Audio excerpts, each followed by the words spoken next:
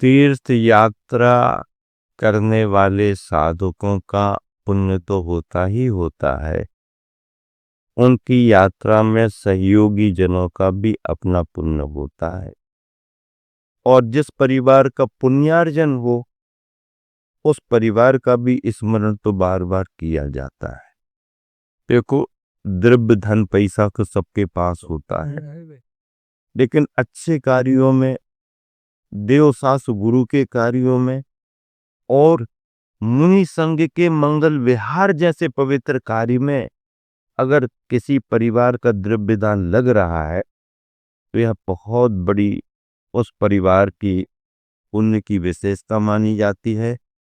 इस यात्रा में प्रशांति जी जैन मुंबई वाला परिवार अपने आप में बड़ा सौभाग्यशाली है, जिसको किसी ने प्रेरणा नहीं दी, जिसको किसी ने कुछ कहा नहीं, आत्मस्फूर्ति से स्वयं के भावों से प्रेरित होकर के मुनि संघ से निवेदन किया, मुनि संघ का मार्गदर्शन आशीर्वाद लिया और मुनि संघ ने भी, भाई तुम्हारे भाव है तो करो। मुनि संघ को कोई जरूरत नहीं है, कोई ना कोई तो करता ही है, लेकिन अगर एक परिवार आगे आ गया तो बहुत बड़ी बात हो रही है। जब हमारे गुरु आचार्य विद्यासागर जी महाराज का चातुर्मास कहाँ हुआ? 1996 का महुआ जी में हुआ। कहाँ पर हुआ? महुआ जी। आचार्य श्री गुजरात गए। गुजरात कहाँ से गए? कुंडलपुर का 1995 का चातुर्मास हुआ कुंडलपुर में। और कुंडलपुर के बाद में फिर आचार्य श्री का बिहार हुआ। नेमावर पहली बार आचार्य श्री गए कुंडलपुर के बिहार के बाद। नेमावर पहली बार उस स्थान को चिन्हित किया, आशीर्वाद दिया, नाम से घोषित किया, सिद्धोदय नाम की घोषणा की, और फिर वहां से आगे बढ़ते हुए सिद्धवरकूट, बड़वानी, बावन गजा आदि आदि जो भी स्थान गए, बावन गजा से फिर सीधे सीधे तारंगा गए। पहले कहाँ गए? तारंगा जी। तारंगा जी में सर्दी का शेष समय और गर्मी का समय व्यतीत किया। अब आचार्य श्री को चातुर्मास के योग्य कोई स्थान नहीं लग रहा था, कहाँ चातुर्मास करें। आचार्य श्री के भावों को समझ करके बाबू ओम प्रकाश जी सूरत वालों ने कहा, गुरुदेव पहली बार गुजरात में आए हो, वापस नहीं जाना, चातुर्मास यहीं होना। बाबू ओम प्रकाश जी भी सूरत वाले आते थोड़ी थे, उनकी गृहिणी धर्म पत्नी वह बार बार प्रेरित करती थी कि इतना बड़ा संघ तारंगा जी में चलो तो चलो तो चलो तो। एक आध बार को ऐसे ही गए, अच्छा लगने लगा, धीरे धीरे धीरे धीरे अच्छा लगने लगा, फिर वह आचार्य श्री के पास जाने लगे। जब आचार्य श्री के बिहार की बात उन्होंने सुनी तो कहा, गुरुदेव गुजरात में पहली बार आए हो, गुजरात में ही चातुर्मास होना। मेरी पहली भावना है कि आप महुआ जी चातुर्मास करो, क्योंकि सूरत के निकट है, और नहीं है तो आपको जहां करना चातुर्मास करो, लेकिन गुजरात में करना, गुजरात छोड़ करके नहीं जाना। आचार्य श्री के मन में क्या आया, तारंगा जी से बिहार करके आचार्य श्री महुआ जी गए। महुआ जी क्षेत्र पर आचार्य श्री ने चातुर्मास किया। महुआ जी क्षेत्र पर हम लोगों ने भी प्रवास किया। नदी के किनारे सुरम्य मंदिर बने हुए हैं, भव्यतम जिन बिंब है, प्रतिमाएं हैं। उसी चतुर्मास में गुरुवर आचार्य श्री ने भक्ति पाठों का, संस्कृत के भक्ति पाठों का अनुवाद भी किया, पद्यानुवाद, हिंदी में पद्यानुवाद किया। तो महुआ जी चातुर्मास आचार्य श्री का संपन्न हुआ। फिर आचार्य श्री ने महुआ जी चातुर्मास के बाद गिरनार जी क्षेत्र की वंदना करने का भाव बनाया। कहाँ का भाव बनाया? गिरनार जी क्षेत्र की वंदना का भाव बनाया, गिरनार जी के। अब गिरनार जी कौन कराएगा इतने बड़े संघ को? बाबू ओम प्रकाश जी सूरत वालों ने गुरुवर से आशीर्वाद दिया कि गुरुदेव मैं आपके गिरनार जी की यात्रा को संपन्न कराऊंगा। आचार्य श्री को क्या? आपकी भावना, आशीर्वाद। आचार्य श्री ने ब्राह्मी विद्याश्रम की बहनों को वापस कर दिया कि लंबी यात्रा है, जाना संभव नहीं, व्यवस्थाएं होती नहीं, बाबूजी को पता पड़ा तो बाबूजी ने जाकर के निवेदन किया, गुरुदेव संघ के व्यवहार कराने का मतलब है मुनि संघ तो है ही, जितनी बहनें हैं आश्रम की उन सबकी भी मैं वंदना कराऊंगा। आचार्य को बड़ा आश्चर्य हुआ, इतना बड़ा प्रबंध? हाँ आचार्य जी करेंगे। और बाबू ओम प्रकाश जी के प्रबंध की मैं क्या प्रशंसा करूं कि इतने बड़े संघ, इतने सारे त्यागी वृत्तियों को लेकर के उन्होंने संपूर्ण गिरनार और आसपास के क्षेत्रों की वंदना कराई और उनका प्रबंध देखने योग्य था, प्रशंसनीय। इतना बड़ा उद्योगपति स्वयं अपने हाथों से काम करता था, 16 के वस्त्र पहन करके भोजन की शुद्ध सामग्री तैयार करता था। दानवीर परिवार, लेकिन परिश्रमी परिवार, और अपने हाथ से मेहनत करके त्यागी वृत्तियों को आहार कराने वाला परिवार। पुण्य से पुण्य फलता है भैया, छोटा सा गरीब आदमी भी नहीं कर पाता। गरीबी तो करने नहीं देती है, देखो कि मन की गरीबी और कृपणता दे आती। कई बार उद्योगपति भी बहुत कृपण हो जाता है, न खाता है न खाने देता है। द्रव्य चाहे छोटा सा हो चाहे बड़ा हो, अगर अच्छे कार्यों में हम 2 पैसे भी निकाल रहे हैं तो वो हमारा दान माना जाता है। दान में गरीबी अमीरी नहीं देखी जाती, दान में भाव देखे जाते हैं। दान में ज्यादा और कम नहीं देखा जाता है, दान में त्याग का भाव देखा जाता है। अगर किसी ने अपने शुभ परिणामों से 2 पैसे का भी दान किया और अगर वह कमजोर है तो उसकी क्षमता के अनुसार उसने जो दान दिया वह लाखों करोड़ों के बराबर माना जाता है। हम लोगों ने फिरोजाबाद में चातुर्मास किया, एक बूढ़ी महिला रोज आहार देने आती, डप्टन बाई घोर खेखल से आती थी।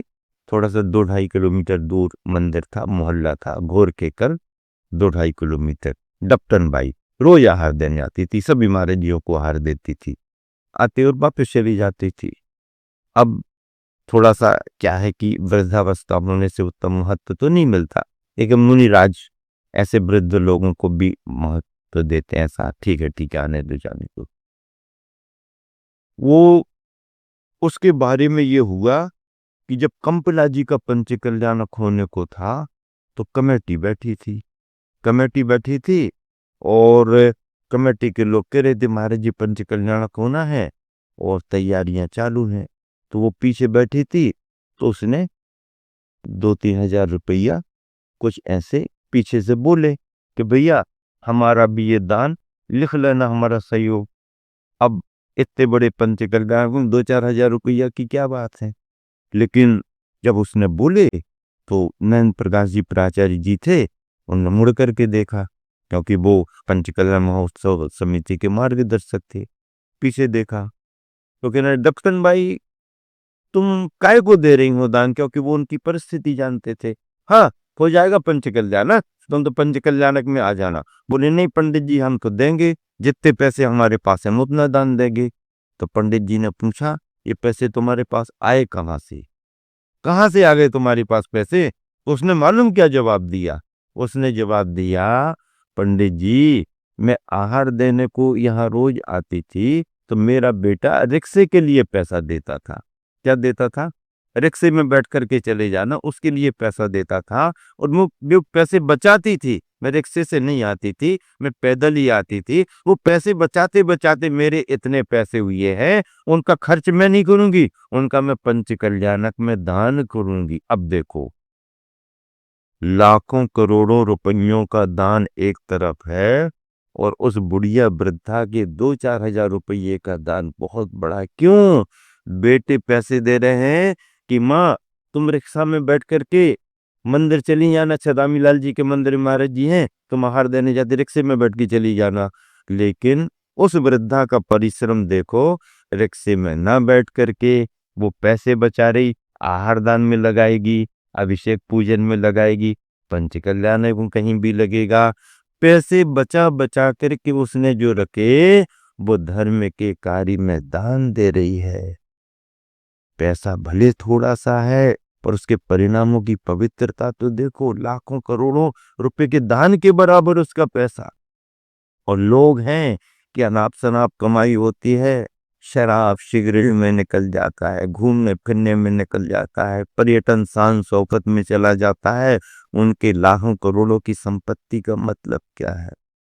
सामान्य आदमी, मेहनती आदमी थोड़ा कमाए और थोड़ा भी लगाए। आज आचार्य के पीछे, अपने गुरुवर के पीछे अपने बड़े बड़े उद्योगपतियों को लगते देखा। प्रारंभ में जब वो मध्य प्रदेश में आए थे, कौन चौका लगाते थे? और चौका लगाने वाले भी कितने उद्योगपति थे? मध्यम वर्गीय परिवार, छोटे धंधे, छोटी किसानी, मेहनत कर रहे, और वो चौका लगाते थे। उनके चौके लगते गुरुओं के चरण पड़ते पड़ते कच्चे मकानों में चौके लगे, चरण पड़े, और जिनके कच्चे मकानों में चरण पड़े उनके महल बन गए, पक्के मकान हो गए। हम लोग रामटेक में जब पहली बार 1980 में गए आचार्य के साथ, तो छोटी छोटी कोठरियां थी। नागपुर से लोग आते थे, और वो भी प्रारंभिक धंधे वाले थे, और अपने अपने छोटे धंधे व्यापार में आते, दान देते। 1000-2000 रुपया का दान उस समय बड़ा माना जाता था। आज तो कमाई ज्यादा है, दान भी बहुत है, लेकिन उस समय आचार्य श्री के प्रवचनों में 1300 रुपए की बोली लगी थी। उस पर आचार्य श्री का प्रवचन हुआ था। 100 200 रुपए लोग दान लिखाते थे। 1000, 5000, 10,000 की बोली चली जाए सभा में तो बड़ी मानी जाती थी। अब लाखों को कोई नहीं पूछ रहा, करोड़ों में जा रहे हैं, करोड़ों में खेल रहे हैं। ठीक है, रामटेक में उस समय हम लोग थे।